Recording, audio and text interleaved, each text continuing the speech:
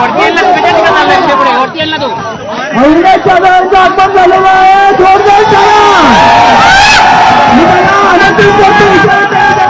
सगळ्यांना संबोधायचं.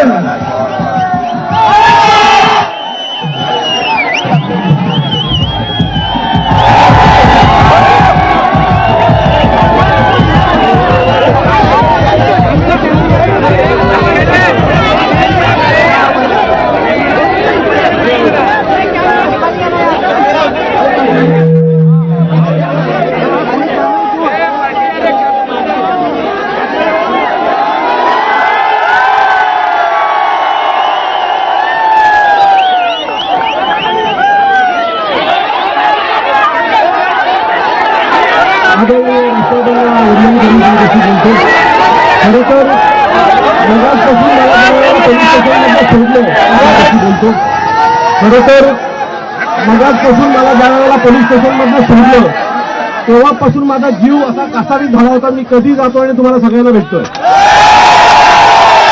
मी तुमच्या सगळ्यांचे मनापासून आभार मानतो. आपण जी काही सुरुवात केली होती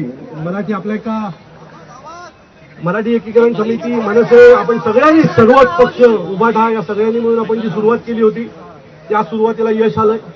पोलिसांनी किती दडपशाही केली, एवढ्या मोठ्या संख्येने रस्त्यावर उतरलात.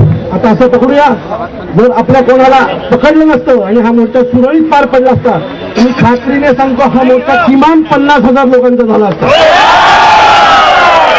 अशीच एकजूट आपण मराठी माणसासाठी दाखवूया. आज तुम्ही जे केलं ते खूप महत्वाचं होतं. मी नेहमी मागच्या 5-6 दिवसापासून ही घटना ज्यावेळेला घडली तेव्हापासून आमची जी काही चर्चा झाली आज एकाने मोर्चा काढला उद्या दुसरे मोर्चा काढले असते. आणि तो जो एक आमदार आहे भिगारडा मीराबाईंमध्ये मराठी माणूस 12-15% आहे. जेवढ्या आज तेव्हा तुला फिरून उडणार एवढं नक्की आहे. एक चेतावणी देतो की ह्याच्या पुढे आमच्या नादाला लागायचं मराठी माणूस कोणाला ऐकल.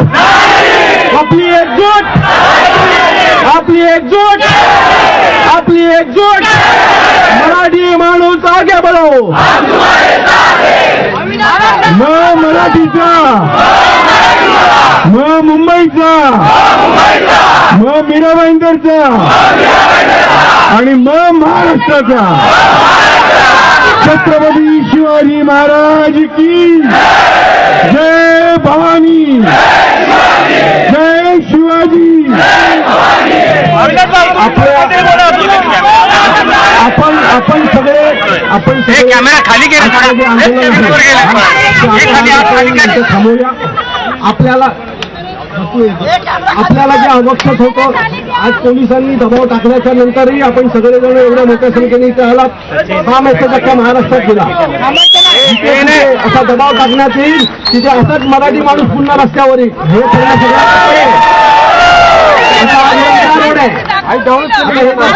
असतं तुम्ही माझ्या परत काय घडलं असतं. माझ्यासोबत राजन विचारे पण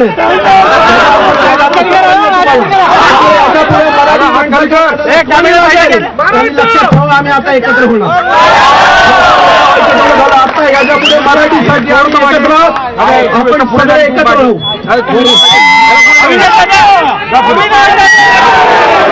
सर्व राजकीय पक्ष सर्व संस्था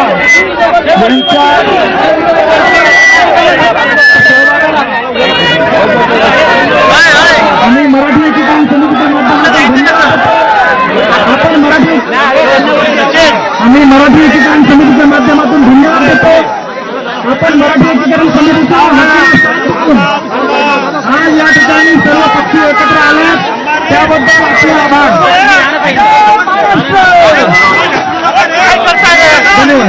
काय करताय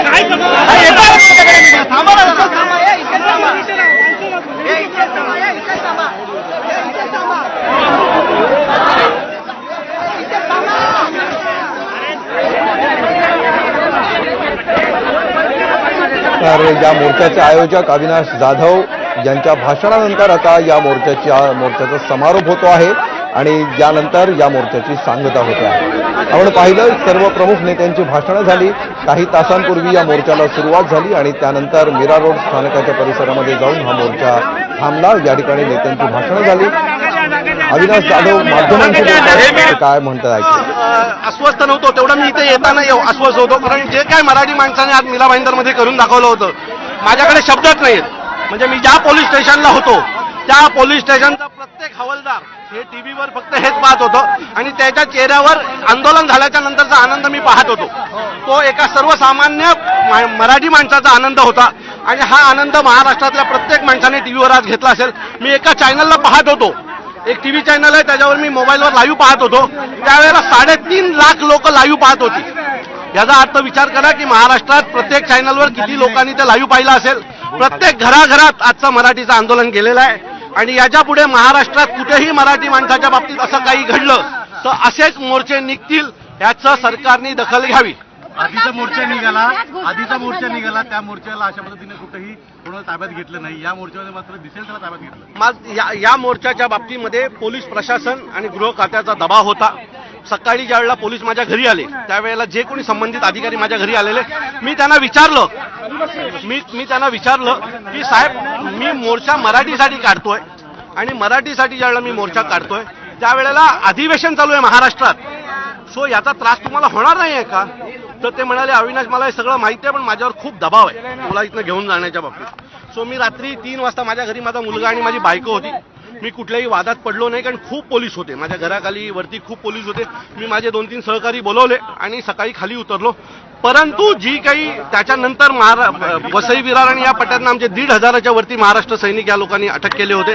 त्याच्यानंतर लोक रस्त्यावर उतरली, पोलीस येत होते, महिलांना गाडीत भरत होते, आमच्या लोकांना गाडीत उचलून घेऊन जात होते. मला कळत नव्हतं की आमच्या लोकांना उचलून का नेत आहेत.